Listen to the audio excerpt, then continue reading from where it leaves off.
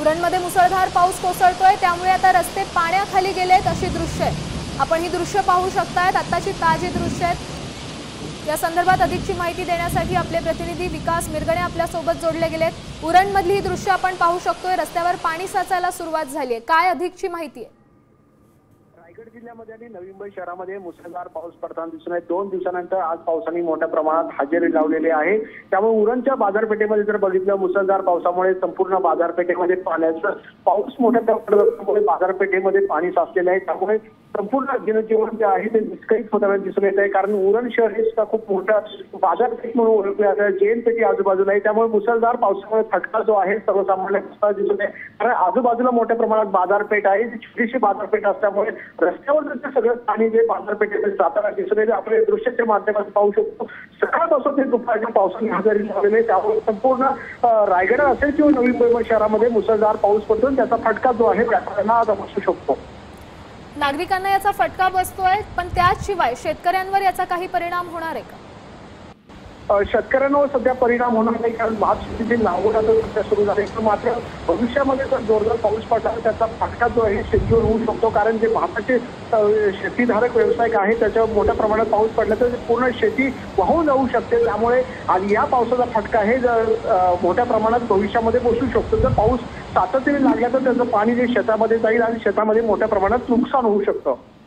उरणमध्ये कोणत्या कोणत्या भागात पाणी साचायला सुरुवात झाली आहे, काय अपडेट आहे? उरणमध्ये साधारणपणे मोठे जैन पेठी वगैरे या बाजूमध्ये बाजारपेठ मोठी आहे। आजूबाजूला खूप मोठ्या प्रमाणात औद्योगिक कंपन्या आहेत। त्या भागामध्ये हा बाजारपेठेतला जो रस्त्यावरचं पाणी जे हळूहळू त्या कंपन्यांमध्ये जाऊ शकतो, या दृष्टीने उरण नगर परिषद सुद्धा कामाला लागली। आपत्ती व्यवस्थापन आता थोड्या वेळामध्ये दाखल होते। त्यामुळे उरणची परिस्थिती सध्या तरी मुसळधार पाऊस जरी असला जर मुसळधार जास्ती पाऊस पडला याचा परिणाम जो आहे तो मोठ्या प्रमाणात उरणकरांना फटका बसू शकतो। पण हा पाऊस जर असा सुरू राहिला, इतका मुसळधार पडत राहिला, तर पुढची परिस्थिती काय असू शकते उरणमध्ये?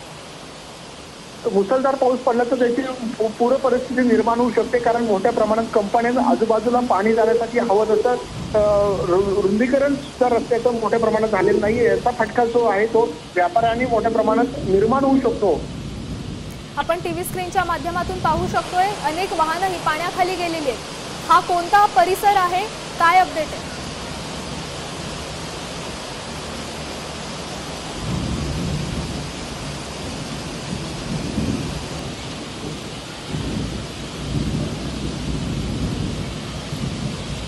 आपण पाहू शकतोय अनेक वाहनं ही पाण्याखाली गेलेली दृश्य आहेत।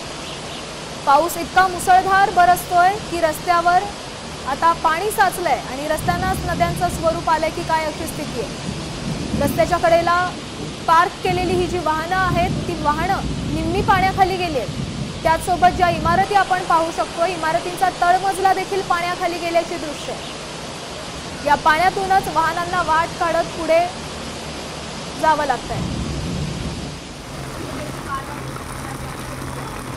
आपण पाहू शकतो या दृश्यांच्या माध्यमातून, या साचलेल्या पाण्यातूनच वाहनं वाट काढत पुढे जात आहेत। काही दुकानं आहेत, इमारती आहेत, इमारतींचे तळमजल्यात देखील पाणी साचायला सुरुवात झाली आहे। रस्त्यावर पाणीच पाणी झाल्याची ही दृश्य आहेत। उरणमध्ये इतका मुसळधार पाऊस पडतोय की रस्त्यावर अक्षरशः पाणी साचलंय, नद्यांचं स्वरूप आलंय आणि त्याचाच परिणाम म्हणून वाहनंही पाण्याखाली गेली।